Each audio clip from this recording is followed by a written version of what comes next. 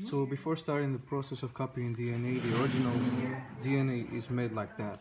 As you can see, it's made of two lines, this one and this one. The DNA with the bases A, C, T, G are both related from the two sides with the ash bond, and C goes with G and goes with T. So that's the first stage of copying DNA. So for the second part of the process, the SSP protein comes and touch the bases A, C, T, G, and keep them like far from each side to keep the DNA open all the time. For the third part, the prime is at the starting point here from the ATG to start to make a starting point to the RNA to start copying.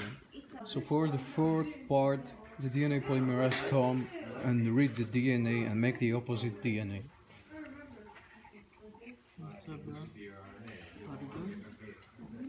As you can see, the RNA-H removed iron and then fill the gaps here, here, and here.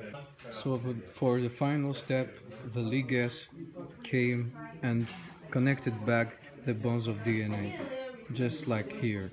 And this is the ligase, and then it goes right there and connect the two backbones.